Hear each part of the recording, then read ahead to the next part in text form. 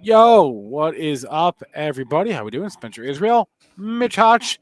Joel is out today. He'll be back in his usual chipper mood, I'm sure, tomorrow morning. But just because Joel's not here doesn't mean we're not going to do at the close.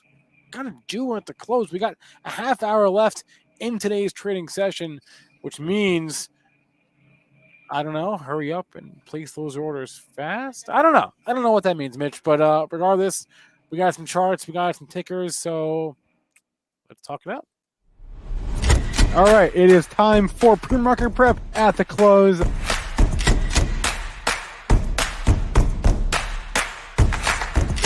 Three consecutive highs, opened, matched yesterday's low, and then once it took out there, that's all the breakout momentum traders needed. All right, Mitch. Why don't I start by bringing up my Benzinga Pro here, and we can take a look. I've got the SPY, the Qs, and the Russell together. This is a 15-minute chart. You can just see it's been a mixed day. We are down across the board. We're down in every major index. We're down in most of the sectors. The only sectors not down today, energy, materials, industrials, and utilities. Boring.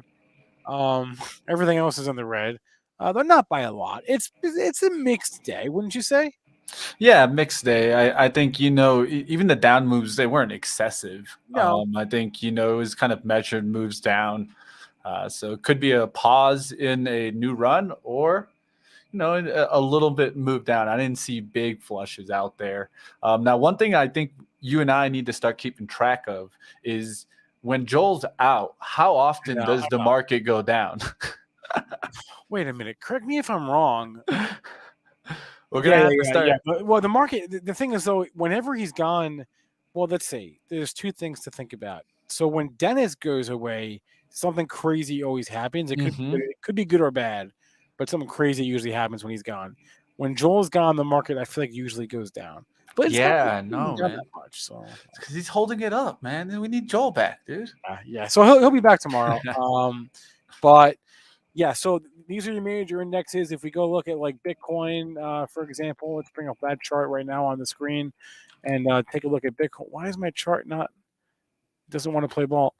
My chart does not want to play ball today. That's weird. Well, it's down 0.5%. That's all you need to know. There it is.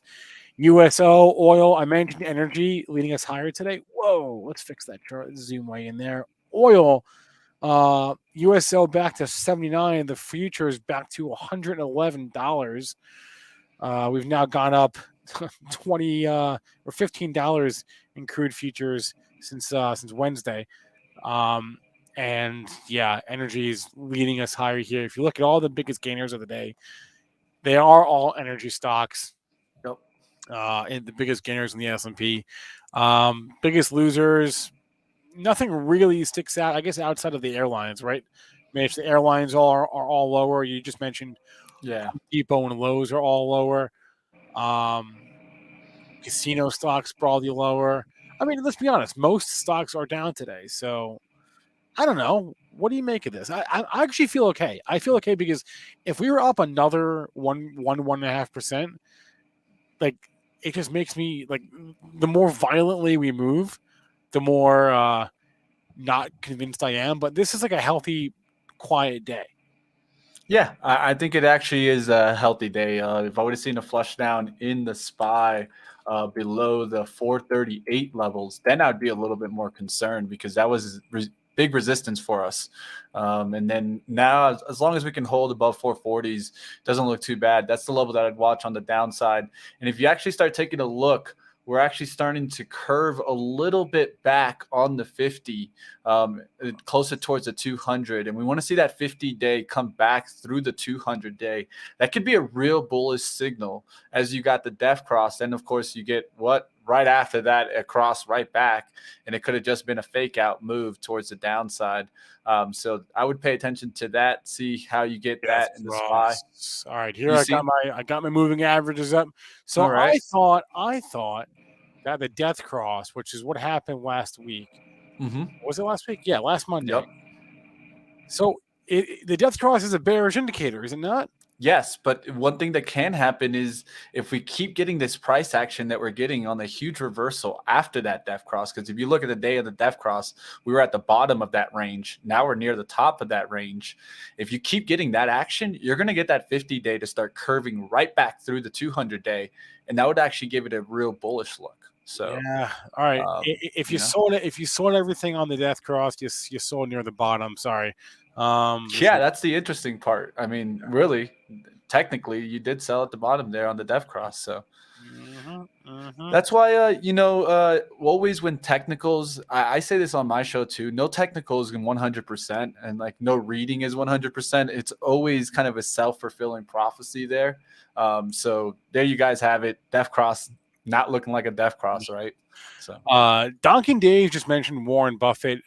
Berkshire Hathaway decided to take a breather for a whopping 1 day and is now once again resuming its steady climb higher, going to close at a new all-time high today. Is Berkshire Berk B, and Oxy is up another 8%, almost 9% today. Holy moly! And this was disclosed on Friday or Thursday after the close, wasn't it? I think, or was it? Yeah. The one, I'm kicking myself in oil. I got stopped out in Chevron on Friday, but man, I'm kicking myself for that. Wow, yeah, right off the open too. No fight. Yeah, look at MRO today. Look at that. Okay, yeah, that was an interesting move because it was down below the channel. It started breaking down and woof, right back. Boom, 25 today from 23. A low today of 23.08, all the way up there towards 25.09. It's not looking bad now. And at least from the money flow, everything's pointing towards the upside. You're starting to get a cross back over on the moving averages. I'm just wondering how far can oil really get? Are we going to go back towards the 130s or can we get to 150s? I'm not sure. I want to talk Nike here real quick. Nike does report earnings tonight after the close.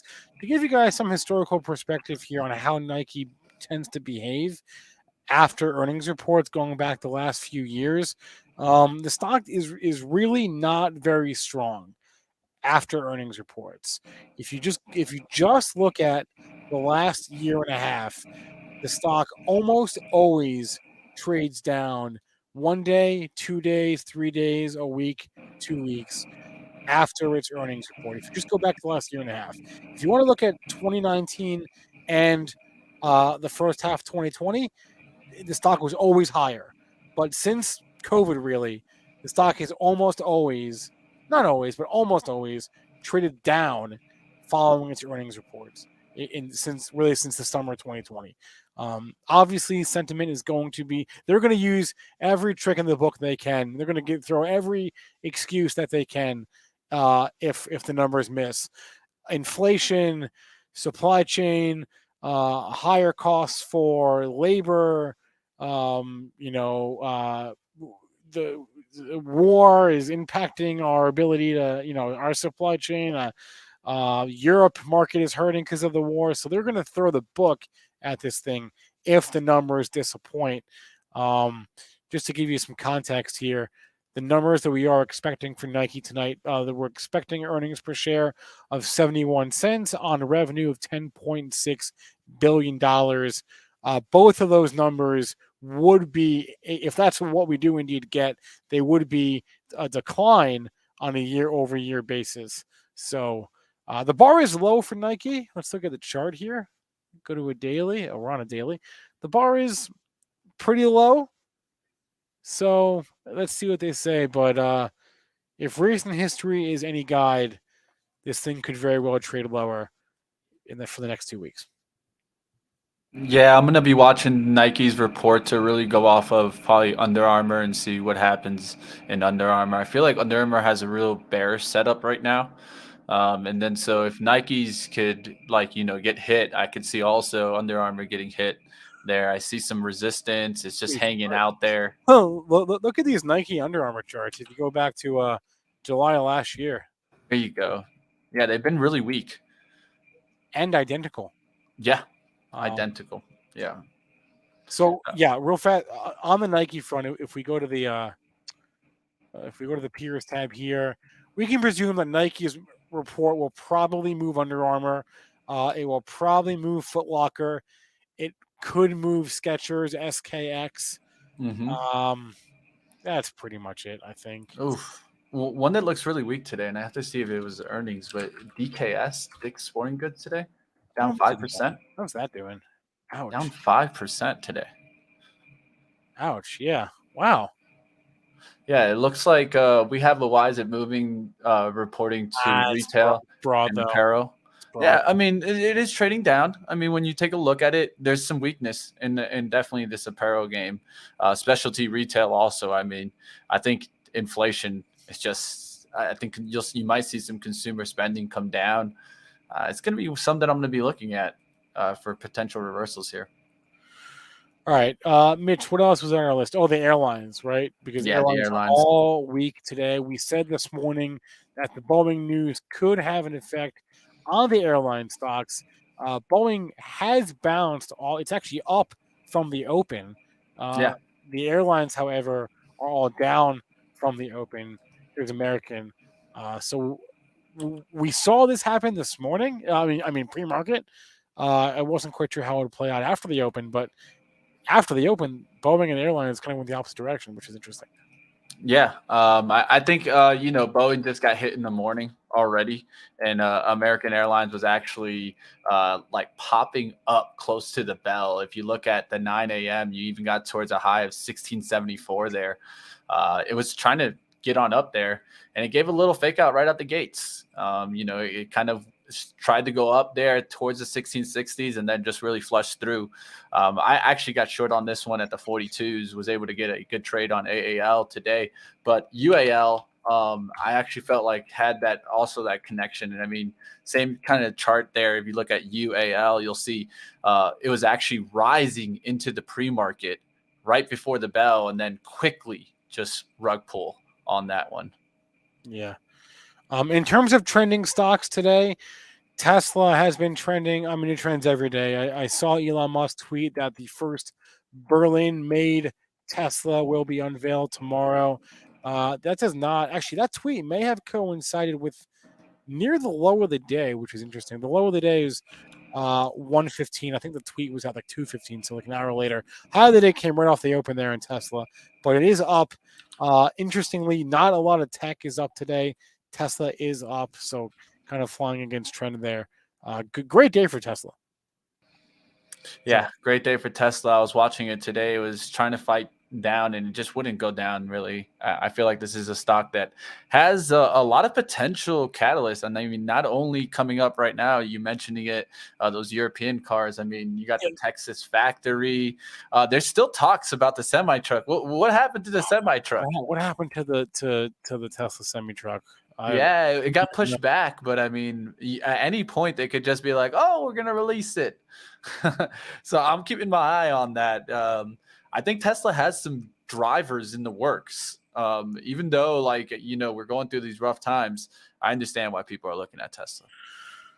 Okay. RJ asking, why is Indonesia Energy Corp down? INDO. Here's the chart.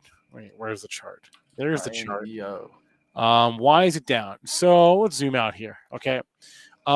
Is there a fundamental reason why this is down? No. But there is no fundamental reason why it was up either. Right? That is true. This is the one with the low float. The float of 2.4 million shares, almost half of which is sold short right now. So this is not trading off of any sort of fundamentals or logic. Get those moving averages off the screen. They mean nothing here. It's going to trade how it will trade. There is no rhyme or reason to this. I think one thing, at least just to point to the mechanics of a move like this, right? This has to do with float rotation and the volume being traded more than the float. And so if you're not seeing that volume traded more than the float, you can tell that the momentum is going to slow down on a stock like this. And so when the stock was trading on an hourly basis it got 16 million shares on an hourly basis, and now is only getting let's say 430,000. It's a huge difference. And so the volume. Yeah, the volume today right now is 2.1 million. What I said the float was 2.4 million. So it will trade the entire float today, and this will mark the lowest volume. Well, maybe not since last week, but regardless, it trades at least the entire float every single day for the last 3 months. That is 2 months. Mm-hmm. So I don't know why this is trading down. No one knows why this is trading down. All I can say is find a level. If you're long, find a level where you stop yourself out, because this thing could theoretically go right back up to 60 or go right back down to 10 in your face, or 5. So have stops. Use stops would be my my take on INDO. If I go back to the scanner, what else are we seeing out there, Mitch? Looking at gainers and losers off of the opening bell, movers over the last 5 minutes. Oh, Dave stopped going up finally. DAVE. That was your big gainer of the day. Come on, Dave. There we go. That was your big gainer. Look at this Dave chart. This is a neobank.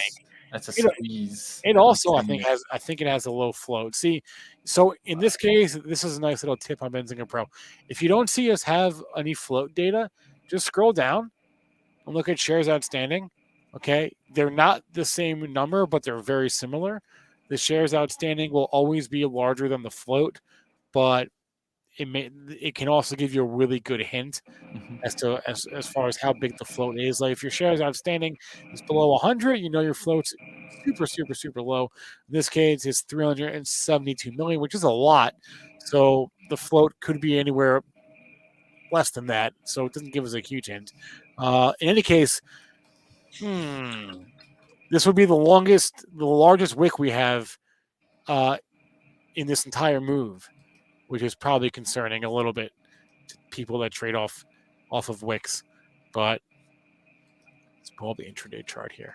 Was there news in the last few minutes? Oh, they have earnings tonight. Whoa. Okay. There you go. That'll definitely change it up. That's interesting. They have earnings tonight. Good to know. You should know this too. If you're in Dave, know that they have earnings in 12 minutes. WB, it's not always on us. Sometimes it's our data provider. So there are some data sets that we get ourselves, that we generate ourselves, and there are other data sets that we don't. Float data, we don't create that data ourselves. We ingest that from a third party provider. So sometimes if they don't have the data, we won't have the data, and that's why. And that's like an industry standard. You'll see that in your brokerage platforms and on the Yahoo Finance. We all tend to get data from similar sources, and so that's why sometimes you won't see the data in there, especially if it's a newer stock. This stock has been around for how long? It was a SPAC, and it only de-SPACed like the start of this year. Yeah. Right? Yep. So, and I think it had redemptions when it came on down there. So I think the float got even smaller. So remember with these, you can have changing of it because of warrants and kind of redemption. True. So just be careful on that end. One thing I do want to point out today, what you did see weekend is software application names. Take a look at Shop, of course, down like 13%. That's relative to what happened. But I could call out some other names too. I mean, we could call out some big boys like CRM, SAP, Intuit. Even I would be really careful with names like Snowflake and Unity, which came off the bottom, right? And so stocks that at least are holding like a long-term trend, like if you look back at CRM, and you scroll back, what do you see? At least you see some bullish action in the prior history, right? But when you look at a chart like Snow, what do you see? If you look to your left, you're going to see that actually the prices are trading above you from that IPO price, and you got to be careful. What was that? What was that IPO price on Snow? I remember it opened way above the IPO price. Let's open was 245, and then it should have probably been closer towards. I think it was closer to 200. Well, let's find out right now. We can go into a news. We can search for Snow. We can go categories. Search. Where's news? News. Search just IPOs.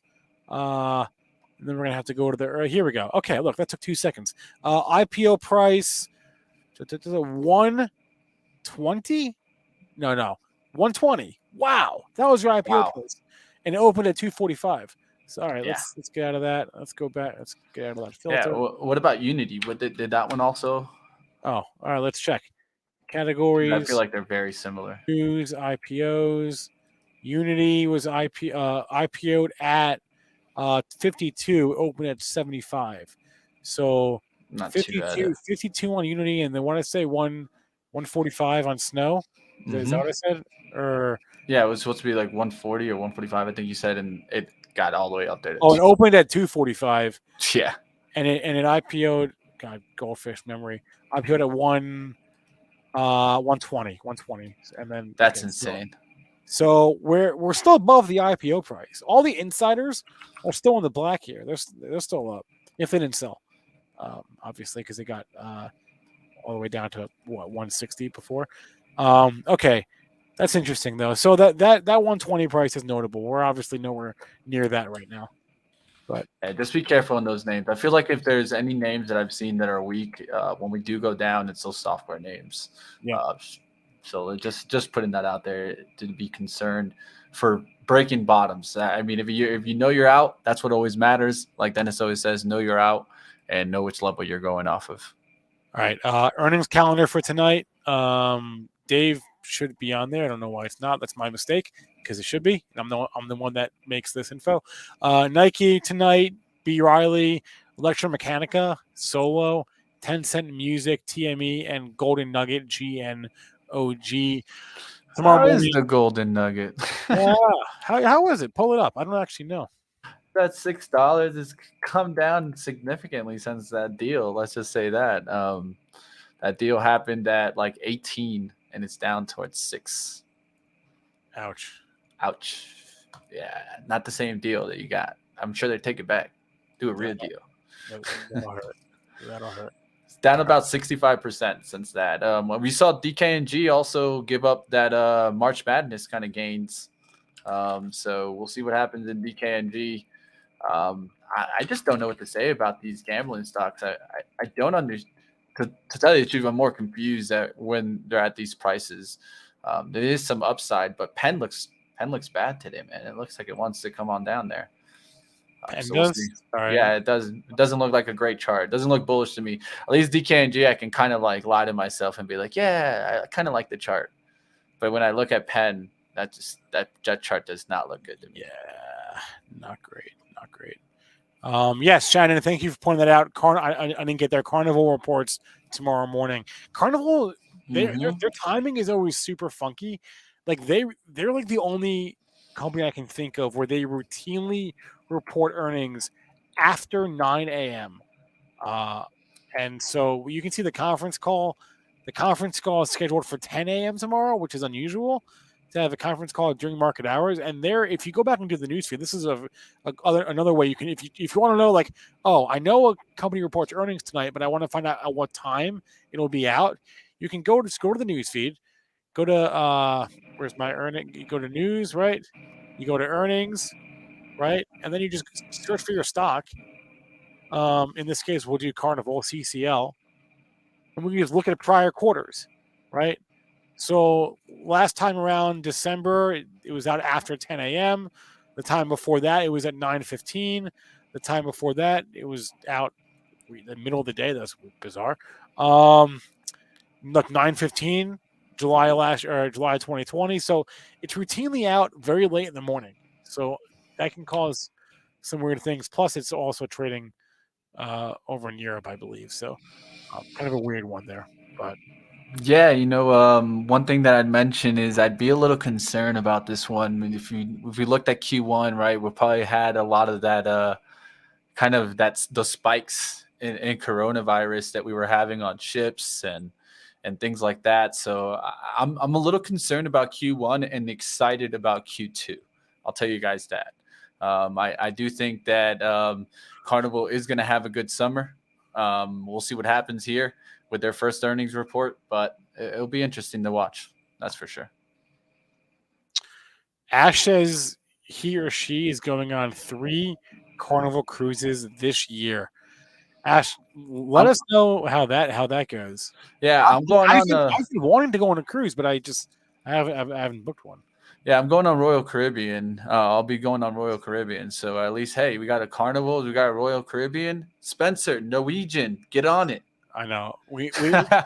Ash, we need some real time channel checks for you. Over the weekend, I was at Costco and Target doing some channel checks and also maybe some shopping. But I want, for now on, new rule: everyone that if you ever patronize any company that is public, you need to share how it was the traffic. Exactly. You gotta tell us what you're seeing out there. First-hand experience is the best, right? That's exactly it. All right, 4 minutes to go. Less than that now. 3 minutes to go in the trading session. Did see a slight buy imbalance there. 1.1 billion to buy a few moments ago. What else was? Oh, you mentioned Home Depot and Lowe's, which are both trading down here this today. Lowe's is down 3.6%. Home Depot is down about the same.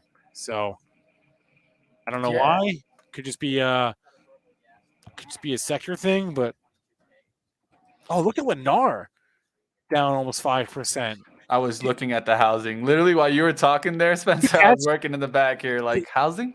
Did you catch on 60 Minutes last night? They had a whole thing about why there's a massive why rent is going up, and basically what it came down to was there's a massive housing shortage. I mean, you and I see it every. We know this, right? We're Zillow searchers, man. We know this every night. We see it every night. Every day on Zillow. Every day. I mean, just if you look at a house and you see 0 days posted and you don't see one contact, please call me because I want to call that house. I know it's disgusting.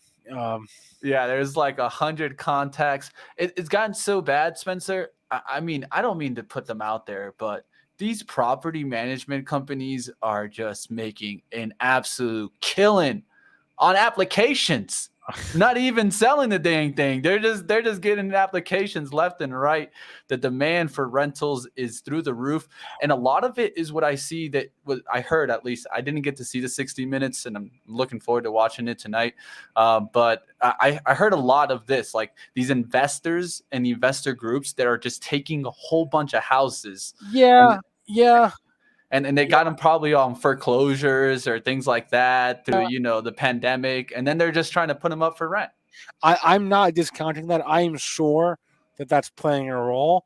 How large a role, I'm not so sure, because we know that people were quick to point to Zillow as a cause of the housing shortage when Zillow told us that they only bought like 1 million homes, like barely any.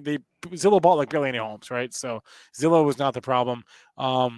Is Blackstone and are the other private equity firms buying houses? Are they the boogeymen?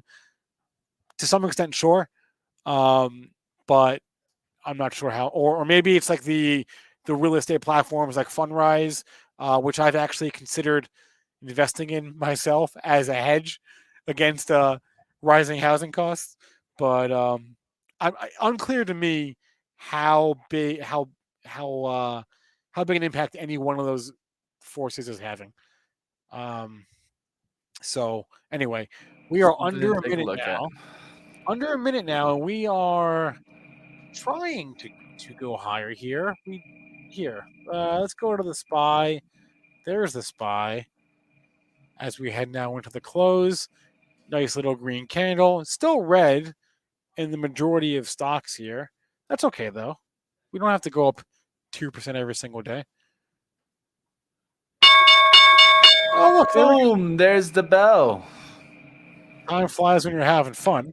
That is true. I mean, what are we getting? We're getting close to unchanged on the day. Good close here towards the end. I don't know how many people are doing this now, Ash, with rates going up. If you didn't refi or take a HELOC or whatever in the last couple of years, what the heck were you doing? Yeah, that's my concern. What's going to happen in there? There's just a lot of questions, I think. And one of the things with the housing is that it usually lags, right? It lags the economy. It takes a little bit of while to show up in the housing markets. So All right, Joel will be back tomorrow. Don't worry. I have been assured. Well, actually, I haven't been assured. I promised him. Well, I promised him that I would let him out of the basement. it depends. Did Blue win yet, or they play a little later today? Michigan? Yeah. They don't play till Thursday. Oh, till Thursday? All right. Yes. Well, you see, that's how much I know. Yeah. So they won on Saturday, which means there they go. They're in the 16, right? They're in the 16. Exactly. Boom. At least I know that much. All right, guys. Smash that like button. Mitch, we'll see you in about 29 minutes or so because you're talking to the CEO of Super League Gaming at 4:30, right? Yeah, don't miss out, guys. If you guys want to learn a little bit more about Super League Gaming or maybe just the opportunities, we'll talk a little bit about Metaverse, also different competitions that are out there in esports. Come on over, guys. I'll be on Money Mitch. That'll be starting at 4:30. And also tomorrow, Desktop Medals. Don't miss out on Desktop Medals. I mean, I know that a lot of people have been trying to get an update. I actually looked for interviews, and the most recent one I could find was months ago, guys. So stay tuned for that. That's going to be coming out tomorrow on Money Mitch. All right. See you there.